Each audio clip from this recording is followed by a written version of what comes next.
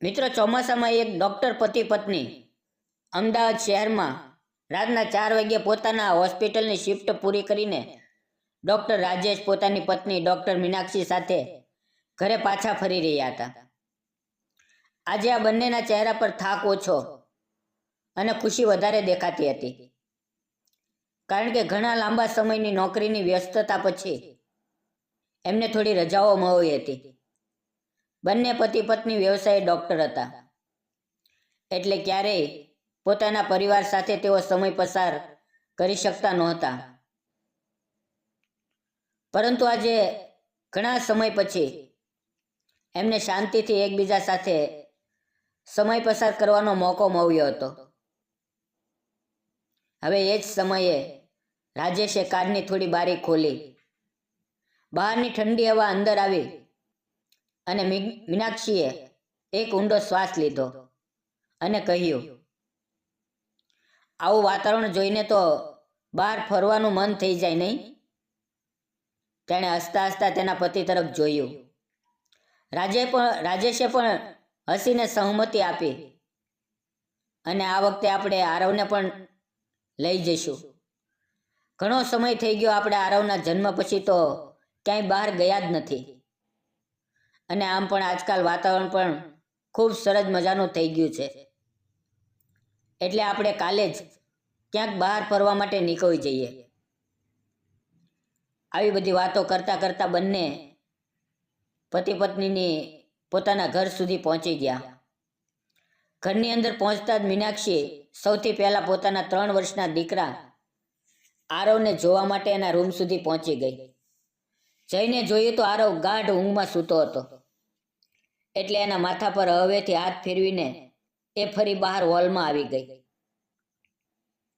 ઘરે આવીને બંને પતિ પત્ની પોતાના રોજિંદા કામ પતાવીને થોડીવાર આરામ કરવા માટે ગયા, અને સવારે જાગીને નાસ્તો કરતા સમયે હવે કઈ જગ્યાએ ફરવા જવું છે એના વિશે ચર્ચા વિચારણા કરવા લાગ્યા. વરસાદનો સમય હતો, એટલે ચારે તરફ ખૂબ જ લીલુંછમ વાતાવરણ હતું, જેને લઈને મીનાક્ષી તો કોઈક હિલ સ્ટેશન પર ફરવા જવું હતું. એટલે એણે તો પોતાના લિસ્ટની યાદી તૈયાર કરી લીધી, અને થોડીવાર વાતચીત બાદ બંનેએ નક્કી કર્યું કે તેઓ શહેરથી દૂર એક હિલ સ્ટેશન પર ફરવા માટે જતા રહેશે. એનો નાનકડો દીકરો પણ ઘણા સમય પછી આવી રીતે બહાર ફરવા માટે જવાનો હતો, અને એને તો આમ પણ વરસાદ ખૂબ ગમતો હતો. એટલે એના દીકરાના માથા પર હાથ મૂકીને રાજેશ એને કહેવા લાગ્યો કે બેટા,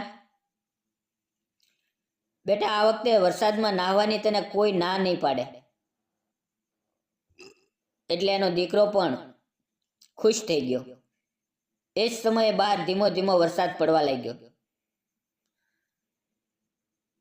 જાણે એમના આ નવા સફરની ખુશ્બુને લઈને આવ્યો હોય એવું લાગતું હતું. રાજેશ અને મીનાક્ષી માટે આ કોઈ રજા નહીં, પરંતુ એક એવી સફર હતી જેમાં તે પોતાના બાળક અને એકબીજા સાથે પોતાની જિંદગીનો અમૂલ્ય સમય પસાર કરી શકે. પરંતુ તેણે સપનામાં પણ વિચાર્યું નહોતું કે આ સફર એને પૂરી જિંદગીને પલટાવી નાખશે. બીજા દિવસે સવારે નક્કી કર્યા મુજબ આ લોકો બહાર ફરવા માટે નીકળી ગયા. રસ્તા પર હસી મજાક કરતા તેઓ પોતાના નક્કી કરેલા હિલ સ્ટેશન પર જઈ રહ્યા હતા, અને વરસાદ પણ ધીમો ધીમો પડી રહ્યો હતો. મીનાક્ષીને તો આમ પણ વરસાદ ખૂબ ગમતો હતો, એટલે એને તો આવા વાતાવરણમાં બહાર નીકળવાનું ખૂબ મન થતું. રાજેશ ગાડી ચલાવી રહ્યો હતો, અને બાજુની સીટ પર મીનાક્ષી પોતાના નાનકડા દીકરાને લઈને બહારના સૌંદર્યનો નજારો માણી રહી હતી. એનો દીકરો આરવ એના નાનકડા હાથ હવામાં લહેરાવી રહ્યો હતો. એને જોતા જ આ બંને પતિ પત્ની ખૂબ ખુશ થતા હતા કે એમણે આ નિર્ણય લઈને સૌથી શ્રેષ્ઠ કામ કર્યું છે. થોડીવાર રહી ગાડી એક ઢાબા પર જઈને ઊભી રાખી, અને આરવ પણ બહાર ચોકલેટ લેવાની જીદ કરવા લાગ્યો. થોડી વાર આ ઢાબા પર વિશ્રામ કરીને આ લોકો ફરીથી પોતાની મંજિલ સુધી પહોંચવા માટે નીકળી ગયા. રસ્તામાં જ્યાં જ્યાં રાજેશને સારી એવી જગ્યા દેખાતી ત્યારે બધા ગાડીમાંથી ઉતરીને આ સફરની તસવીરો લેતા હતા. એમાં પણ મીનાક્ષી અને આરવ અલગ અલગ જગ્યાએ જઈને બધી જ યાદગારી પોતાના મોબાઈલ ફોનની અંદર કેદ કરતા હતા. અને રાજેશ મીનાક્ષીને કહેતો હતો કે જ્યારે આપણો દીકરો મોટો થઈ જશે ત્યારે હું એને આ બધા વિડીયો દેખાડીશ. આ લોકો ગાડીમાંથી ઉતરીને આવી મજાક મસ્તી કરી રહ્યા હતા કે અચાનક મીનાક્ષીની નજર રસ્તાની બાજુ તરફ પડેલા પાણીના ઝરણા પર પડી અને રાજેશને કહેવા લાગી કે રાજેશ, આપણે થોડી વાર માટે ઝરણા સુધી જઈએ, ત્યાં ખૂબ મજા આવે એવું છે. એટલે રાજેશે તરત જ એ તરફ નજર કરી તો ચારે બાજુ લીલુંછમ જંગલ અને પાણીનું ઝરણું ખવ ખવ ધીમા પ્રવાહથી વહેતું હતું. એ જોઈને એને પણ ત્યાં જવાનું મન થઈ ગયું. એટલે આ ત્રણેય પોતાની ગાડી રસ્તાની સાઈડમાં પાર્ક કરીને એ ઝરણા સુધી પહોંચી ગયા. ત્યાં જઈને આરવ પાણી જોઈને ઠેકડા મારવા લાગ્યો અને મીનાક્ષીને પણ આમ ખૂબ ગમતું હતું. એટલે એ તો તરત જ આરવને રાજેશના હાથમાં સોંપીને પાણીની અંદર પહોંચી ગઈ અને રાજેશને કહેવા લાગી કે તમે મારો વિડીયો શૂટ કરજો, હું હોસ્પિટલે જઈ મારી બધી જ બહેનપણીઓને આ બતાવીશ, એટલે ફરી વખત આપણે બધા અહીંયા ફરવા માટે આવશું. મીનાક્ષી પાણી સાથે રમતો કરતી હતી અને યાદગીરીને રાજેશ પોતાના મોબાઈલ ફોનમાં કેદ કરતો હતો. અને એ જ સમયે મીનાક્ષીનો પગ લપસ્યો અને પડતા પડતા રહી ગઈ. આ જોતા જ રાજેશ થોડી વાર માટે ગભરાઈ ગયો અને મીનાક્ષીને બહાર આવવાનું કહેવા લાગ્યો. બહાર આવતા જ મીનાક્ષી એને કહેવા લાગી કે રાજેશ, તમે તો ખાલી ખોટા ડરી જાઓ છો. મારો જરાય એવો પગ લપસી ગયો એમાં હું કંઈ પાણીમાં ડૂબી નહીં જાઉં. પરંતુ રાજેશે એને સમજાવી કે મીનાક્ષી, તું ખોટી વાતો ન કર અને અત્યારે અહીંયાથી બહાર નીકળ. ફરી આ લોકો ત્યાંથી નીકળીને હિલ સ્ટેશન પર જવા માટે ગાડીમાં બેસી ગયા. થોડે આગળ જતા વાતાવરણ એકાએક બદલાવા લાગ્યું. થોડી જ વારમાં પહેલાનો ઠંડો વરસાદ જેમની સફરને વધુ આનંદમય બનાવતો હતો હવે એક વિકરાળ સ્વરૂપ ધારણ કરી રહ્યો હતો.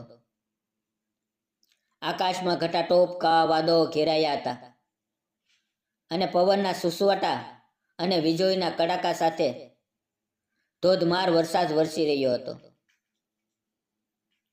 આ અવાજ એટલો વધારે હતો કે મીનાક્ષીના ખોળામાં બેસેલો એનો નાનકડો દીકરો વારે વારે ડરી જતો હતો અને એના મમ્મીને વધારે ગળે ચોંટી જતો હતો.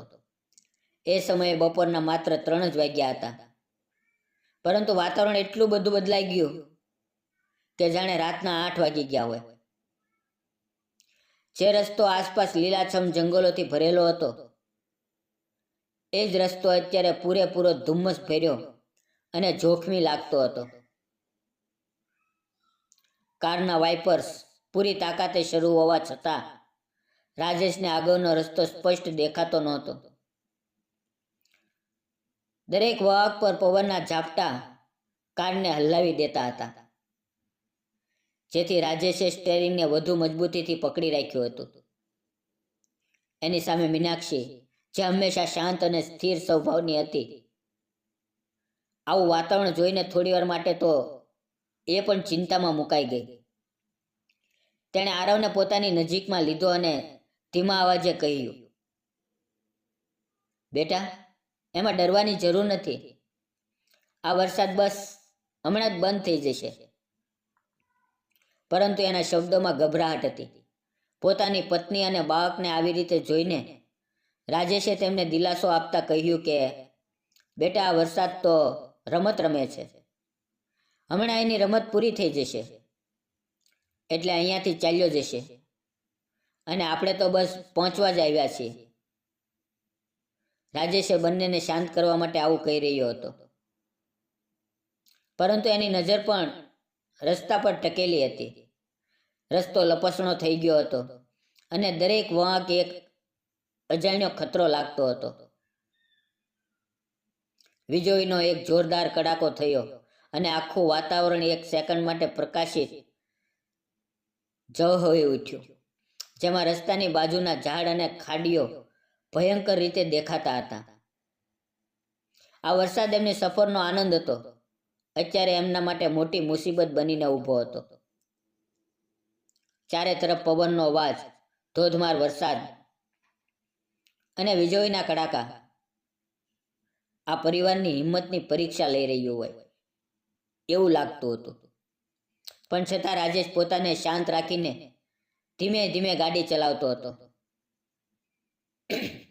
પણ હવે તો દરેક ક્ષણ એની માટે પડકાર બનીને ઊભી રહેતી હતી. ઝડપથી હિલ સ્ટેશન પહોંચવાની ઉતાવળમાં રાજેશે અજાણતા એક બીજો જ રસ્તો પકડી લીધો, જે મુખ્ય રસ્તાઓથી ઘણો અલગ હતો. થોડી જ વારમાં તેને ખ્યાલ આવી ગયો કે તેઓ ભૂલા પડી ગયા છે. જે રસ્તો તેમને હિલ સ્ટેશન તરફ લઈ જવાનો હતો, તેના બદલે હવે તેઓ કોઈ અજાણ્યા ગામડાના કાચા રસ્તા પર પહોંચી ગયા હતા, જ્યાં ચારે બાજુ નદી નાળાનું પાણી વહેતું હતું. આ રસ્તો ખૂબ સાંકડો અને ખડબચડો હતો. બંને બાજુ ગાઢ જંગલ અને ખાડોથી ઘેરાયેલો હતો. વરસાદના લીધે આખો રસ્તો કાદવથી ચીકણો થઈ ગયો હતો અને કારના ટાયરો લપસીને વારંવાર ફસાતા હતા. થોડા અંતર સુધી રાજેશે હિંમત કરીને કાર ચલાવી, પણ જેમ જેમ તેઓ આગળ વધતા ગયા તેમ તેમ પાણીનો પ્રવાહ વધુ ઝડપી અને ઊંડો થતો ગયો. રસ્તા પર વહેતું પાણી હવે કારના ટાયરોના અડધા ભાગ સુધી પહોંચી રહ્યું હતું. થોડે આગળ જતા તો પાણી વધારે હોય એવું લાગતું હતું. એટલે અચાનક રાજેશે ગાડીની બ્રેક મારી પોતાના હાથથી એનો ભીનો ચહેરો લૂછ્યો અને એક ઊંડો શ્વાસ લઈને એની પત્ની મીનાક્ષીને કહેવા લાગ્યો કે, મીનાક્ષી, તું ચિંતા ના કર, હમણાં જ આપણે બહાર નીકળી જઈશું. પાણીનો પ્રવાહ એટલો પણ ઊંડો નથી અને અહીંયાથી 2 કિલોમીટરના અંતરે જ આપણું હિલ સ્ટેશન છે. એટલે હું આરામથી તમને લોકોને અહીંયાથી બહાર કાઢી લઈશ. મીનાક્ષીને આજે રાજેશના અવાજમાં એક અલગ પ્રકારનો ડર જોવા મળતો હતો, પરંતુ પોતાના પતિને હિંમત દેવા એ એને કહેવા લાગી કે ઠીક છે રાજેશ, મને તમારા પર પૂરો ભરોસો છે. આપણે હમણાં જ અહીંયાથી બહાર નીકળી જઈશું. રાજેશે ફરી ગાડી શરૂ કરી અને ધીમે ધીમે આગળ વધવાનો પ્રયાસ કર્યો. પસાર થતી દરેક સેકન્ડ એને એક વર્ષ જેવી લાગતી હતી. એનું હૃદય ખૂબ ઝડપથી ધબકતું હતું, પણ એને પોતાના પર વિશ્વાસ હતો કે ગમે તે પરિસ્થિતિમાં પોતાના પરિવારને આ મુસીબતમાંથી તો બચાવી લેશે. એણે ધીમે ધીમે કાર આગળ ચલાવવાનો પ્રયત્ન કર્યો, પરંતુ પાણીનો પ્રવાહ એટલો વધી ગયો કે જાણે એની ગાડી એક વહાણની જેમ આમ તેમ ડોલવા લાગી. પાણી અને કાદવના લીધે એની ગાડીના ટાયર એમાં ફસાવા લાગ્યા અને આ બધામાં રાજેશનો ગાડી પરથી કાબુ છૂટવા લાગ્યો. મીનાક્ષી, જે અત્યાર સુધી શાંત રહેવાની કોશિશ કરતી હતી, એ હવે પોતાને રોકી ન શકી અને એની આંખોમાંથી આંસુ વહેવા લાગ્યા અને રડતા રડતા રાજેશને કહેવા લાગી કે રાજેશ, હવે આપણે અહીંયાથી બહાર નહીં નીકળી શકીએ. પરંતુ રાજેશ એને કહેવા લાગ્યો કે મીનાક્ષી, તું થોડી હિંમત રાખ, હું હમણાં જ બધું સરખું કરી નાખીશ. પાણીનો પ્રવાહ હવે કારના દરવાજા સુધી પહોંચી ગયો હતો અને કાર એક બાજુ નમવા લાગી હતી. રાજેશ સમજી ગયો કે હવે કારમાં રહેવું વધારે જોખમી બની શકે છે. જેથી તેણે ઝડપથી ગાડીની બહાર નીકળવાનો નિર્ણય લીધો. રાજેશે પોતાનો દરવાજો ખોલવાનો પ્રયાસ કર્યો. પાણીનું દબાણ એટલું હતું કે દરવાજો ખુલતો જ નહોતો. તેના હાથ થરથરતા હતા, પણ તેણે પૂરી તાકાત લગાવીને ઘણી મથામણ પછી એક જોરદાર ઝટકા સાથે દરવાજો ખુલ્યો અને પાણીનો પ્રવાહ કારની અંદર આવવા લાગ્યો. રાજેશે ઝડપથી મીનાક્ષી તરફ જોયું એટલે મીનાક્ષીએ આરવને રાજેશના હાથમાં આપ્યો અને કહ્યું કે પહેલા તમે આરવને અહીંયાથી બહાર કાઢો. મીનાક્ષીએ આંસુઓથી ભીંજાયેલા આંખો સાથે આરવને રાજેશના હાથમાં આપ્યો. તેના હાથ કાપતા હતા, પરંતુ પોતાના બાળકને બચાવવા માટે તે એનો જીવ પણ જોખમમાં મૂકવા માટે તૈયાર હતી. એટલે રાજેશે તરત જ એના દીકરાને પકડી લીધો. એક હાથ મજબૂતીથી એને પકડી બીજા હાથ વડે એ પાણીના પ્રવાહ સાથે લડતો ત્યારે બહાર નીકળતો હતો, અને બીજી તરફ મીનાક્ષી આ પાણીના પ્રવાહ સામે લડતી હતી. પાણીનો પ્રવાહ એટલો વધારે હતો જાણે તો એણે પગ નીચેથી જમીનને ખેંચી લીધી હોય એવું રાજેશને લાગતું હતું. એ ઝડપથી આરવને અહીંયાથી બહાર કાઢવાની મથામણ કરતો હતો. તે આરવને લઈને નજીકના ઊંચા સ્થળ પાસે પહોંચ્યો કે જેણે ઝડપથી પાછું વળીને મીનાક્ષી તરફ જોયું તો મીનાક્ષી હજુ કારમાં ફસાયેલી હતી. પાણીના દબાણ સામે લડતી હતી અને દરવાજો ખોલવાનો પ્રયાસ કરતી હતી. રાજેશે આરવને સુરક્ષિત બેસાડ્યો અને ઝડપથી કાર તરફ દોડ્યો. ઝડપથી રાજેશ મીનાક્ષી સુધી પહોંચી ગયો અને એને પણ કારમાંથી બહાર કાઢવાની કોશિશ કરવા લાગ્યો. ઘણી મથામણ પછી મીનાક્ષીનો દરવાજો પણ ખુલી ગયો અને રાજેશનો હાથ પકડતા જ જાણે તો એને બધી જ હિંમત મળી ગઈ હોય એવું લાગતું હતું. રાજેશે ઝડપથી મીનાક્ષીનો હાથ પકડી લીધો અને એ જ સમયે પાછળથી પાણીનો પ્રવાહ એટલો વધી ગયો કે મીનાક્ષીનો હાથ રાજેશના હાથમાંથી છૂટી ગયો. રાજેશ, તેની ચીસ પાણીના અવાજમાં ગુંજી, પણ તે એક પળમાં દૂર થઈ ગઈ. રાજેશનું હૃદય થંભી ગયું. મીનાક્ષી! તેનો અવાજ ગવામાં જ અટવાઈ ગયો. હજુ તો રાજેશ મીનાક્ષીને બચાવવા આગળ કંઈક કરે એ પહેલા તો ઝડપથી વહેતા પ્રવાહે મીનાક્ષીને પોતાની સાથે ખેંચી લીધી. રાજેશની આંખોમાં આંસુ અને પાણી એક થઈ ગયા. એની નજર સામે એના જીવનનો આધાર એની પત્ની મીનાક્ષી પાણીમાં તણાઈ રહી હતી,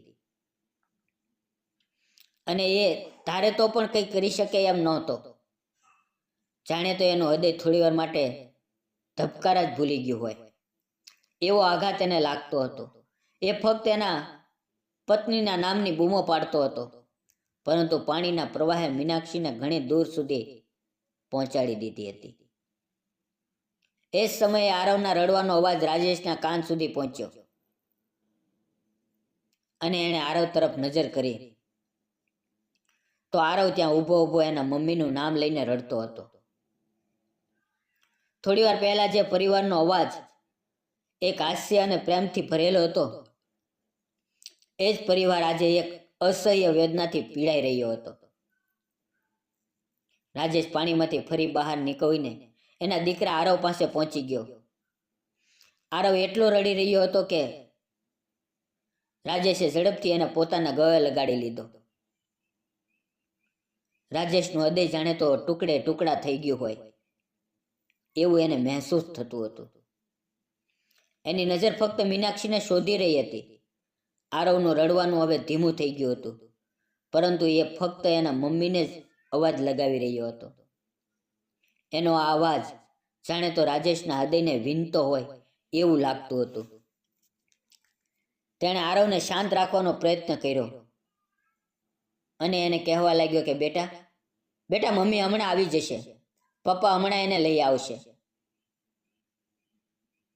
પરંતુ આ શબ્દોમાં એને પોતાના પર જ કોઈ વિશ્વાસ દેખાતો નહોતો. રાજેશને હજુ પણ વિશ્વાસ નહોતો આવતો કે એની પત્ની પાણીના પ્રવાહમાં તણાઈ ગઈ છે. તેણે 1 મિનિટ માટે આંખો બંધ કરી અને જાણે તો મીનાક્ષી એને બચાવવા માટે બૂમો પાડી રહી હોય એવું એને મહેસૂસ થવા લાગ્યું. એટલે તરત જ તેણે આરવને તેડીને પ્રવાહની દિશામાં દોડવાનું શરૂ કર્યું. એના પગ કાદવમાં લપસતા હતા, પણ એના મગજમાં ફક્ત એક જ ધૂન ચાલતી હતી કે ગમે તે હાલતમાં એ એની પત્નીને બચાવીને જ રહેશે. થોડે આગળ જતા તેણે 2-3 સ્થાનિકો લોકો મળ્યા, જેઓ વરસાદથી બચાવવા એક ઝાડ નીચે ઊભા હતા. રાજેશ તેમની પાસે દોડી ગયો. તેનો ચહેરો આંસુ અને દુઃખથી ભીંજાયેલો હતો. મારી પત્ની પાણીમાં તણાઈ ગઈ છે. મહેરબાની કરીને મારી મદદ કરો. આવું કહેતા એ એમની પાસે હાથ જોડીને રડતો રડતો જમીન પર બેસી ગયો. આ લોકોએ રાજેશની હાલત જોઈને તરત જ મદદ કરવાની હા કહી દીધી અને રાજેશ આરવને લઈને મીનાક્ષી જ્યાં તણાઈ હતી તે જગ્યાએથી થોડે આગળ આ લોકોની સાથે લઈને પહોંચી ગયો. ચારે બાજુ નજર કરી પણ તેણે ક્યાંય મીનાક્ષી જોવા મળતી નહોતી. એમાંના એક વ્યક્તિએ ગંભીર અવાજે ધીમેથી કહ્યું, સાહેબ, આ નદી દર વર્ષે આવી તબાહી મચાવે છે. દર વખતે 2-3 લોકોના જીવ લઈને જ જાય છે. આ શબ્દો રાજેશના હૃદયમાં કાંટાની જેમ ખૂંચી ગયા. તે ગુસ્સામાં કહેવા લાગ્યો, ના, મારી મીનાક્ષી ક્યાંય નથી ગઈ. તમે તેને શોધો, મારી મદદ કરો. તે બૂમ પાડવા લાગ્યો. તે અવાજ દુઃખ અને ગુસ્સાથી થરથરતો હતો. તે પોતાની પત્નીને ખોવામાં દુઃખ એટલો ગાંડો થઈ ગયો હતો કે તે આગળથી તરફ દોડવા લાગ્યો અને ઝાડ અને ખડકોની વચ્ચે મીનાક્ષીનું નામ પોકારતો, મીનાક્ષી, તું ક્યાં છે? જવાબ આપ. તેની સીંચો નદીના પ્રવાહમાં ડૂબી જતી હતી. તેનું મન એ વાત માનવા તૈયાર નહોતું કે એની પત્ની હવે ક્યારેય પાછી નહીં આવે. એને પોતાના પર એટલો વિશ્વાસ હતો કે ગમે ત્યાંથી પોતાની પત્નીને શોધી લેશે. પરંતુ અથાગ મથામણ પછી એની આશા નિરાશામાં પરિવર્તિત થતી હતી. નદીના કિનારે ઊભા રાજેશનું હૃદય એક અનંત દુઃખના સમુદ્રમાં ડૂબી ગયું હતું. પરંતુ આગળ જે થવાનું હતું એની એને ક્યારેય પણ કલ્પના નહોતી કરી. મિત્રો, આગળની ઘટનામાં શું બન્યું તેની વાત કરીએ તેના પહેલાં પ્લીઝ વિડીયોને લાઈક અને ચેનલને સબસ્ક્રાઈબ કરી દેજો અને બને તો એક નાની એવી કોમેન્ટ પણ જરૂર કરશો. તો ચાલો મિત્રો, આગળની ઘટનામાં શું બન્યું તેની વાત કરી લઈએ. રાજેશ એ જ નદીના કિનારે ઊભો રહ્યો. ઠંડીના લીધે એનું આખું શરીર ધ્રુજતું હતું. તેણે તરત જ પોલીસ ઇન્સ્પેક્ટરને જાણ કરી. થોડી જ વારમાં પોલીસ અને સ્થાનિક બચાવ ટીમ ઘટના સ્થળે પહોંચી ગઈ અને નદીના કિનારે શોધખોળ શરૂ કરવામાં આવી. ઘણી તજવીજો હાથ ધર્યા પછી પણ મીનાક્ષીની કોઈ પણ જાણકારી આ લોકોને ના મળી. પછી આખરે પોલીસ ઇન્સ્પેક્ટરે હળવા અવાજે કહ્યું, રાજેશભાઈ, તમે અત્યારે તમારા દીકરાને લઈને ઘરે પહોંચી જાઓ. જો અમને કંઈ જાણકારી મળશે તો અમે તરત જ તમને જાણ કરી દઈશું. આ શબ્દો રાજેશના કાનમાં પડ્યા, પણ તેનું મન આ હકીકતને સ્વીકારવા માટે તૈયાર નહોતું. ઘરે પાછા કેવી રીતે ફરવું? જે ઘરમાં મીનાક્ષીનું હાસ્ય ગૂંજતું હતું, તેની હૂંફ આરવને ગળે લગાવતી હતી, તે ઘર હવે એના વગર કેવું લાગશે?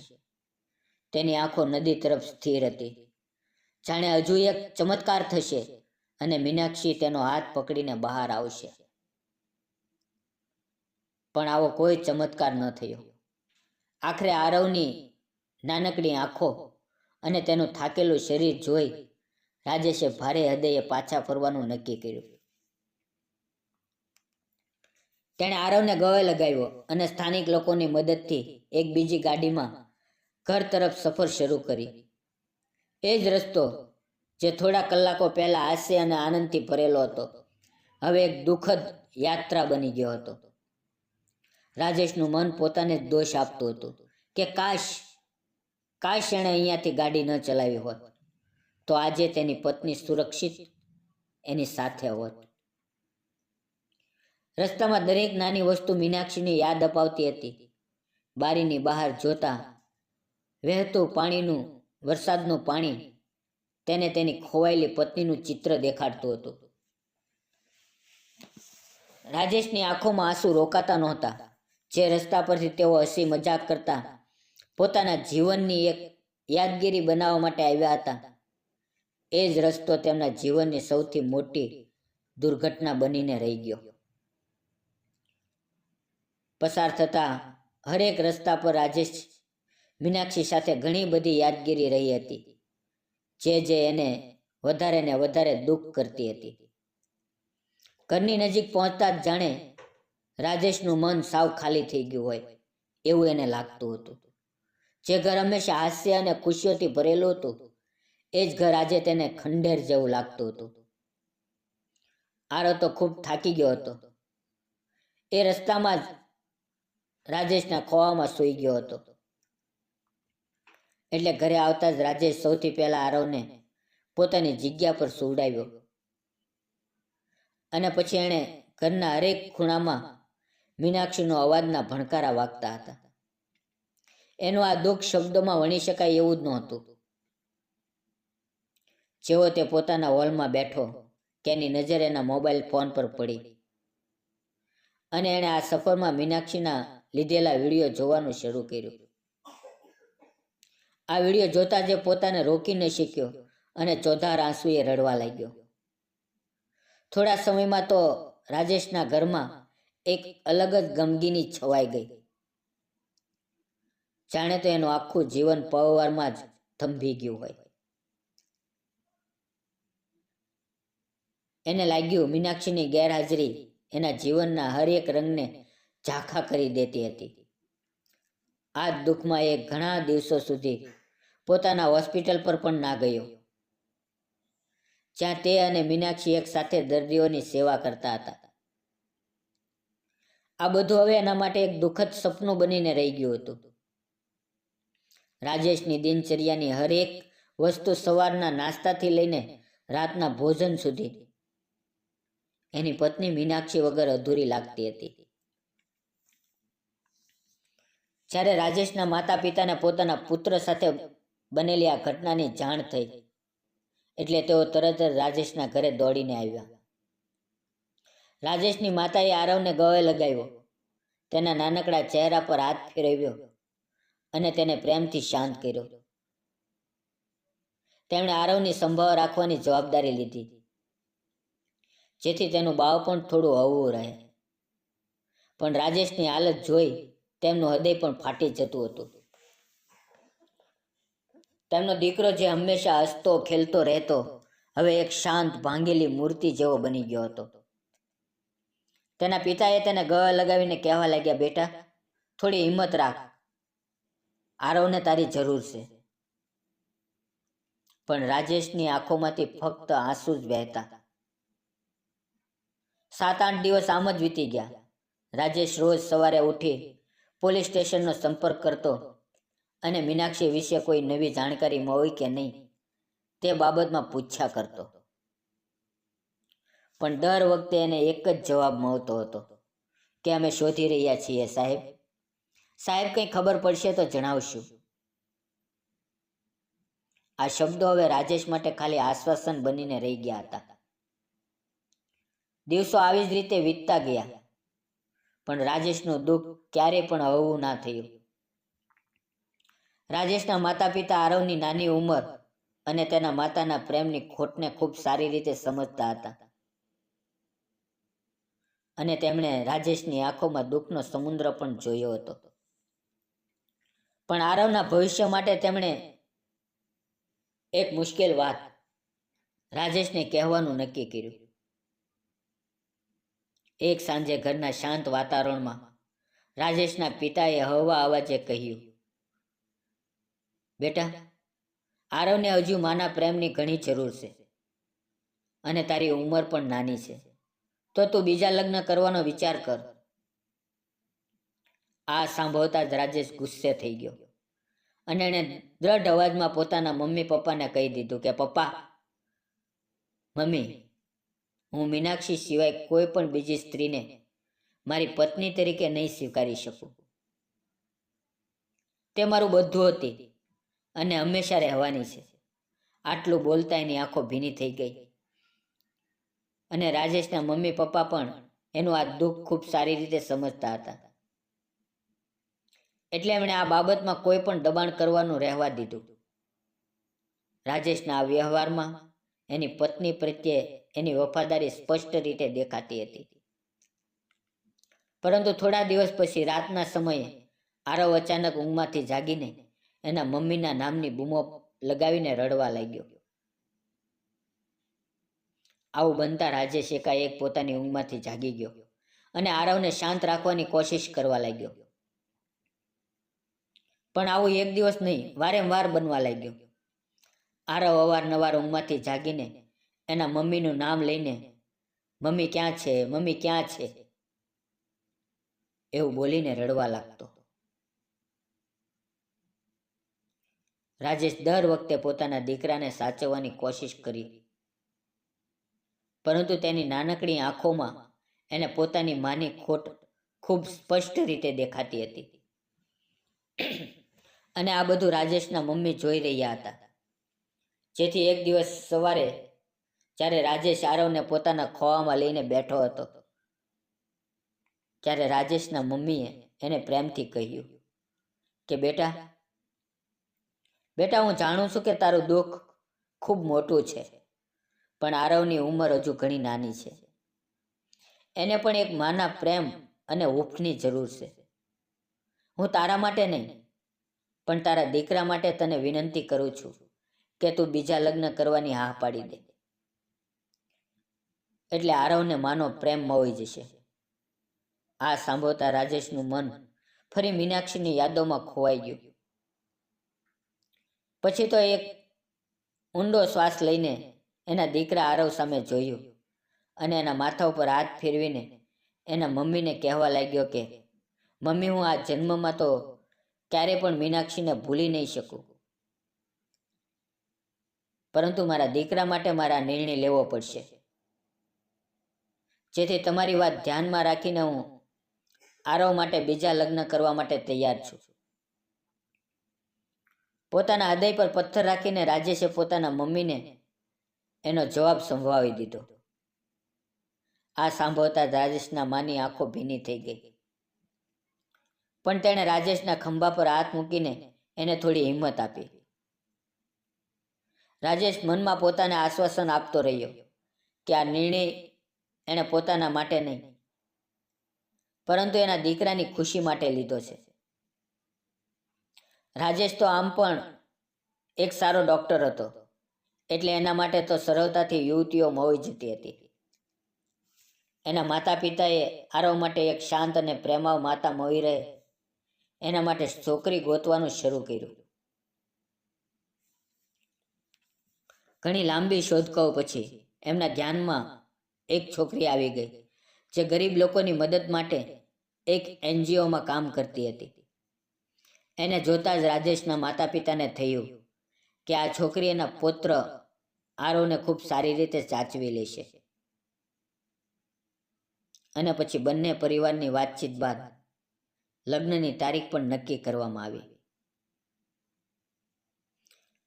આ બધા દિવસોમાં એક ક્ષણ માટે પણ રાજેશના ચહેરા પર કોઈ પણ ખુશી જોવા મળી નહોતી.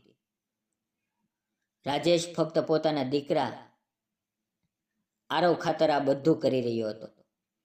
એટલે એણે પોતાના મમ્મી પપ્પાને કહી દીધું હતું કે એને એકદમ સાદા લગ્ન કરવા છે, જેના લીધે સરળતાથી આ પરિસ્થિતિને સ્વીકારી શકે. આખરે એ દિવસ પણ આવી ગયો જ્યારે રાજેશના બીજા લગ્ન થવાના હતા. એ દિવસે ખૂબ દુઃખી અને બેચેન થઈ રહ્યો હતો, કારણ કે પોતાના પહેલા લગ્નની બધી જ યાદગીરીઓ વધારે ને વધારે દુઃખી કરી રહી હતી. બધી જ તૈયારીઓ થઈ ગઈ અને લગ્નની વિધિ પણ શરૂ થવાની હતી. એ જ સમયે રાજેશના ફોન પર એની હોસ્પિટલમાંથી એક ફોન આવ્યો અને અર્જન્ટમાં એક પેશન્ટની સર્જરી કરવાની છે એવું કહેવા લાગ્યા. રાજેશે એના વહતા જવાબમાં કહ્યું કે આજે હું હોસ્પિટલ આવી શકું એમ નથી. તમે બીજા ડૉક્ટરને આ સર્જરી માટે કહી દો. આટલું કહીને એણે ફોન મૂકી દીધો અને પોતાના લગ્ન મંડપ સુધી જવા માટે નીકળી ગયો. બ્રાહ્મણે મંત્ર બોલવાના શરૂ કર્યા. આસપાસ બધા હસતા ચહેરા સાથે લગ્નને માણી રહ્યા હતા, પરંતુ રાજેશના ચહેરા પર એક અલગ જ ઉદાસી છવાયેલી હતી. અચાનક એના મગજમાં એક વિચાર આવ્યો કે એની પત્ની હંમેશા એક વાત કહ્યા કરતી કે હંમેશા આપણી ફરજને પહેલી પ્રાથમિકતા આપવી જોઈએ, નહીં કે આપણી અંગત જરૂરિયાતોને. અને એ જ સમયે એને એ પણ યાદ આવ્યું કે એની હોસ્પિટલથી જે ફોન આવ્યો હતો એમાં એ રાજેશને કહેતો હતો કે આ પેશન્ટની હાલત ખૂબ ખરાબ છે અને એ લોકોની પરિસ્થિતિ ખૂબ ગરીબ છે.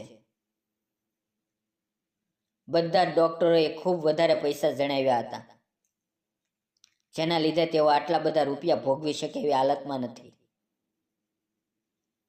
1 મિનિટ માટે તેણે પોતાની આંખ બંધ કરી અને જાણે મીનાક્ષી એને કહી રહી હોય કે તમારી ફરજને સૌથી પહેલાં પૂરી કરો. અને તરત જ પોતાની જગ્યા પરથી ઊભો થઈ ગયો અને ફક્ત એટલું કહીને ત્યાંથી નીકળી ગયો, હું હમણાં જ હોસ્પિટલ પર જઈને આવું છું.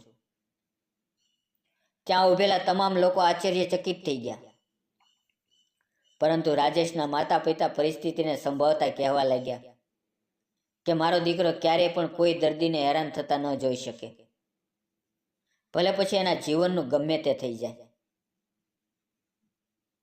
લગ્ન મંડપમાંથી નીકળી તરત જ એણે પોતાની ગાડી બહાર કાઢી અને હોસ્પિટલ પર પહોંચી ગયો. હોસ્પિટલ પર જઈને એણે પોતાના આસિસ્ટન્ટ પાસેથી આ દર્દીની બધી જ જાણકારી લીધી અને આસિસ્ટન્ટને જણાવ્યું કે આ દર્દીને મગજની તકલીફ થઈ ગયેલી છે અને અત્યારે જ એની સર્જરી કરવી પડે એમ છે. એટલે તરત જ રાજેશ પોતાના કપડાં બદલીને ઓપરેશન થિયેટર સુધી પહોંચી ગયો. એનો સ્ટાફ ઓપરેશન માટે તૈયાર થઈ ગયો અને જેવી ઓપરેશનની શરૂઆત થઈ અને રાજેશે આ દર્દીનો ચહેરો જોયો કે જાણે એના પગ નીચેથી જમીન સરકી ગઈ હોય એવું એને લાગ્યું, કારણ કે આ દર્દી બીજું કોઈ નહીં પણ એની પત્ની મીનાક્ષી હતી. પરંતુ મીનાક્ષી અહીંયા આવી હાલતમાં કેવી રીતે પહોંચી એને કંઈ પણ સમજણ નહોતી. મીનાક્ષીનો ચહેરો જોતા એને થોડી વાર માટે તો પોતાની આંખ પર વિશ્વાસ જ નહોતો થતો અને આવું થતાં એના હાથ પણ ધ્રુજવા લાગ્યા. એણે સર્જરીને પૂરી કરી. એના શરીરમાં એક અલગ પ્રકારની બેચેની થતી હતી. ઝડપથી તે ઓપરેશન પતાવીને બહાર આવ્યો. એણે બહાર આવીને જોયું તો મોટી ઉંમરના 2 વૃદ્ધ દંપતી ઓપરેશન થિયેટરની બહાર ઊભા હતા. ડૉક્ટરની રાહ જોઈ રહ્યા હતા. જેવો રાજેશ બહાર પહોંચી ગયો કે આ બંને વૃદ્ધ દંપતી એની પાસે આવ્યા અને કહેવા લાગ્યા કે ડૉક્ટર સાહેબ, અમારી દીકરી કેમ છે? એનું ઓપરેશન સરખી રીતે તો થઈ ગયું છે? પરંતુ રાજેશને હજુ કંઈ સમજાઈ આવતું નહોતું અને એની હોસ્પિટલમાં એની સાથે કામ કરતા બધા સ્ટાફની શિફ્ટ ચેન્જ થઈ ગઈ હતી. એટલે એમાંથી કોઈ પણ માણસ મીનાક્ષીને ઓળખતું નહોતું. રાજેશ તો ફક્ત કોઈની મદદ કરવા માટે આવ્યો હતો, પણ એ મદદ બીજા કોઈની નહીં પણ પોતાની પત્નીની જ હતી. પછી એણે વૃદ્ધ દંપતીને પોતાની સાથે બનેલી ઘટના જણાવી અને પછી પહેલા વૃદ્ધ દંપતીએ જે વાત જણાવી એ સાંભળીને રાજેશને તો જાણે આંખો ચાર થઈ ગઈ. પહેલા વૃદ્ધ દંપતીએ રાજેશને જણાવ્યું કે આજથી થોડા સમય પહેલા આ દીકરી પાણીમાં તણાઈને એના ઘર આગળની નદીના કિનારે બેહોશ હાલતમાં એમને મળી હતી. એના માથા પર ખૂબ વધારે પ્રમાણમાં લોહી વહેતું હતું અને એણે પોતાને બચાવવાની એટલી કોશિશ કરી હતી કે એના હાથ પગમાં પણ જીવ રહ્યો નહોતો. આ લોકોએ તરત જ એને સરકારી હોસ્પિટલ લઈ ગયા અને એની સારવાર કરી. પરંતુ જ્યારે આ છોકરીને હોશ આવ્યો ત્યારે ડૉક્ટરે એમને જણાવ્યું કે એના માથા પર ખૂબ ઊંડા ઘાવ લાગી ગયા છે, જેને લીધે એ પોતાની યાદશક્તિ ગુમાવી બેઠી છે. અને અમે તો એ પણ નહોતા જાણતા કે આ દીકરી કોણ છે અને ક્યાંથી આવી છે. અમે તો જંગલની વચ્ચે આવેલા ગામડાના એક સામાન્ય રહેવાસી છીએ. અમને તો આ બધી કંઈ ખબર ના પડે. એટલે પછી એક માણસની દ્રષ્ટિએ અમે આ દીકરીને અમારા ઘરે સાચવી લીધી અને એની બધી સાર સંભાળ લેતા હતા. હમણાં થોડા દિવસથી એની તબિયત વધારે બગડતી જતી હતી અને અમારી પરિસ્થિતિ ખૂબ જ નબળી છે.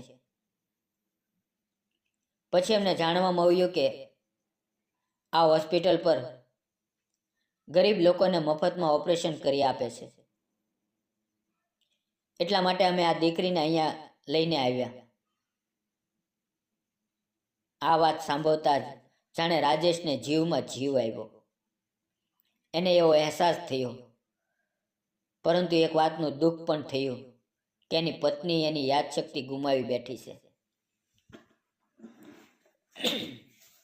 જેથી એ રાજેશને ઓળખી શકી નહીં. એક વાતથી એણે પોતાના મનને મનાવી લીધું કે એની પત્ની આજે જીવતી છે, એ જ એના માટે સૌથી મહત્વનું છે. પોતે એની બધી જ તાકાત લગાવી દેશે, એની પત્નીને સાજી કરી શકે. થોડી વાર રહી મીનાક્ષીને હોશ આવ્યો, પરંતુ તે રાજેશને ઓળખતી નહોતી. રાજેશ એને એમ કહીને ઘરે લઈ ગયો કે એને બીજા હોસ્પિટલ પર લઈ જવાની છે. આ ઘટના બનતા રાજેશના ચહેરા પર હાવભાવ એકાએક બદલાઈ ગયા. એ ફક્ત એ જ વિચારીને ખુશ હતો કે જ્યારે એનો દીકરો આરવ એની મમ્મીને જોશે ત્યારે કેટલો ખુશ થશે. પછી તો જેવો તેઓ ઘરે પહોંચ્યો કે રાજેશ સાથે મીનાક્ષીને જોતા ત્યાં ઊભેલા તમામ લોકો નવાઈ પામી ગયા. આરવ તો દોડીને પોતાના મમ્મીને ચોંટી ગયો, પરંતુ મીનાક્ષી તો આ કોઈને ઓળખતી નહોતી. એ તો ફક્ત ટગર ટગર બધાની સામે જોતી હતી. રાજેશને પૂછવા લાગી કે ડૉક્ટર, તમે તો મને હોસ્પિટલ પર લઈ જવાના હતા અને આ હું ક્યાં આવી ગઈ? એટલે રાજેશે એને ઘરની અંદર મોકલી દીધી અને પછી બહાર બધાને જે કંઈ ઘટના બની હતી એની સંપૂર્ણ વાત કરી. આ સાંભળતા ત્યાં ઊભેલા તમામ લોકોને ખૂબ જ આશ્ચર્ય થયું કે આટલા સમય પછી આવું બધું બન્યું. પછી તો રાજેશ પહેલી છોકરી જેની સાથે લગ્ન કરવા જઈ રહ્યો હતો એને બધી જ વાત જણાવી દીધી. અને સામે પહેલી છોકરી પણ રાજેશની ભાવનાને ખૂબ સારી રીતે સમજતી હતી. એટલે એના નિર્ણયને માનીને એ ત્યાંથી નીકળી ગઈ. અને પછી રાજેશે પોતાની બધી તાકાત લગાવી દીધી. એ સારામાં સારા ડૉક્ટર પાસે જઈને પોતાની પત્નીનો ઈલાજ કરાવી શકે. પરંતુ એ દરેક કોશિશમાં નિષ્ફળ થયો અને આખરે એક દિવસ એની એવી યુક્તિ સૂઝી કે ફરી પોતાના દીકરા આરવ અને મીનાક્ષીને લઈને એ જ સફર પર નીકળ્યો જ્યાં એમના જીવનનો એટલી મોટી દુર્ઘટના બની ગઈ હતી. અને અડધા રસ્તે પહોંચતા જ મીનાક્ષીના ચહેરા પર હાવભાવ બદલાવા લાગ્યા.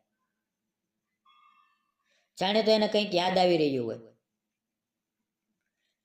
એ એવી રીતે પોતાનું માથું પકડીને બેસી ગઈ અને એ જ તકનો લાભ લઈને રાજેશે એને પોતાના મોબાઈલ ફોનમાં મીનાક્ષીના અમુક વિડીયો બતાવ્યા. હજુ તો આ સફર પૂરો થાય એના પહેલાં તો રાજેશને એની મીનાક્ષી મોવી ગઈ અને અત્યાર સુધી ભોગવેલું દુઃખ એક ક્ષણમાં એક સુખદ સપનું બની ગયું. પછી તો આ પરિવાર ફરી એ જ ખુશખુશાલ જિંદગી જીવવા લાગ્યો. મિત્રો, આ ઘટના પછી આપણને એટલું તો જરૂર શીખવા મળ્યું કે ક્યારેક કોઈ પણ પરિસ્થિતિમાં ગભરાઈ ન જવું અને ક્યારેય પણ એવું ખોટું સાહસ ન કરવું કે જેના લીધે તમારો પરિવાર મુસીબતમાં મુકાઈ જાય. રાજેશને એક ભૂલના લીધે તેની આખી જિંદગી પલટાઈ ગઈ. આ સાથે જ મિત્રો, હંમેશા પહેલા તમારી ફરજ નિભાવો, નહીં કે તમારી અંગત જરૂરિયાતોને સાથે. હંમેશા તમારાથી નીચા માણસોની મદદ માટે હંમેશા તૈયાર રહો. મિત્રો, કહાની આપણને પસંદ આવી હોય તો ખાસ આપણી આ ચેનલને સબસ્ક્રાઈબ કરવાનું ભૂલશો નહીં, જેથી આવી જ કહાની આપણને સમયસર સાંભળવા મળતી રહે. તેથી વહાલા મિત્રો, આ કહાની વિશે આપનું શું કહેવું છે તે પણ આપ અમને કોમેન્ટ બોક્સમાં જરૂરથી જણાવજો. ફરી મળશું મિત્રો કોઈ નવા એપિસોડ સાથે. ત્યાં સુધી આવજો, તમારું ધ્યાન રાખો અને વાર્તા પૂરી સાંભળવા બદલ આપ સૌ મિત્રોનો દિલથી ધન્યવાદ. જય હિન્દ મિત્રો.